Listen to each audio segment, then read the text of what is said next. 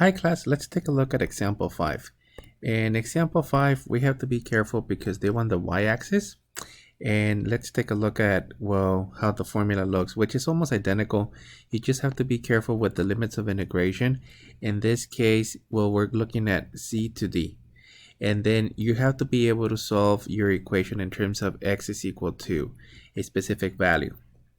Anything else will be the same. It's just, well, a slightly different setup. Now, you have to look at this equation if you were looking at it in terms of y is equal to x. So if you had that, you have y is equal to the square root of 2x, technically plus or minus after you take the square root of these two.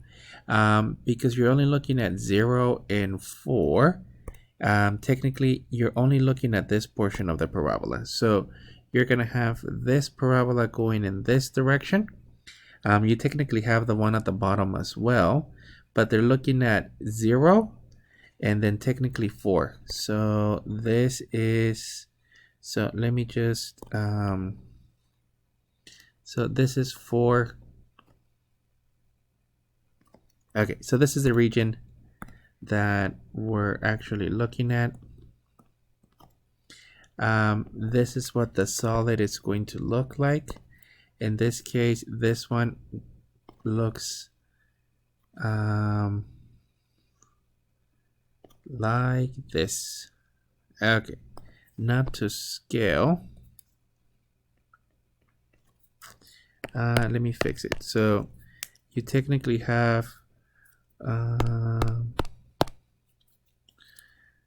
okay, so your solid looks something like this. It's a cone.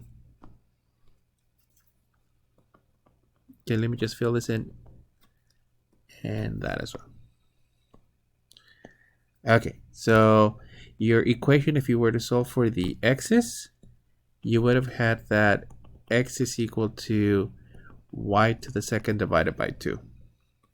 So our total volume, in this case volume, and then careful because you're looking at the actual x's, the actual y, sorry. So this will be from 0 to technically 4 because it's given on the problem. And then you're still going to have pi. And then, well, in this case, this is y to the second, technically squared, but you're going to be integrating with respect to y. So let me just take out the actual 2, which is going to end up, being a 4. So on the outside, you're going to have pi over 4, right, integrating from 0 to 4 of y to the second with respect to y.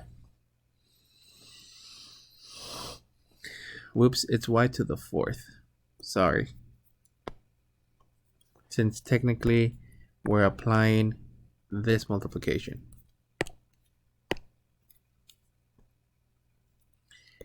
Okay, so this one, we're going to have that this is pi to the 4 times, this will be y to the 5th divided by 5, evaluated from 0 to 4. Or pi over 20 times, and I'm multiplying the actual 4 and the 5,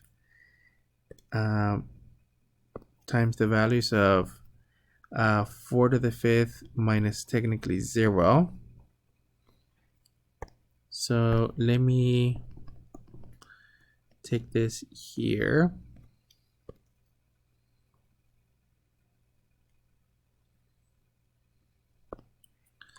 And this is equivalent to pi over 20 times 4 to the 5th. And we can reduce this one. So we're going to get 4 to the 5th. So I'm just going to break it down. This is pi times 4 to the 4th divided by 5 times 4. And we can technically cancel these 4's. So as an exact value, this is going to be 4 to the 4th fifths of pi, and 4 to the 4th, it's 256. So this is 256 over 5 pi. So total volume is equal to 256 fifths of pi units to the third power.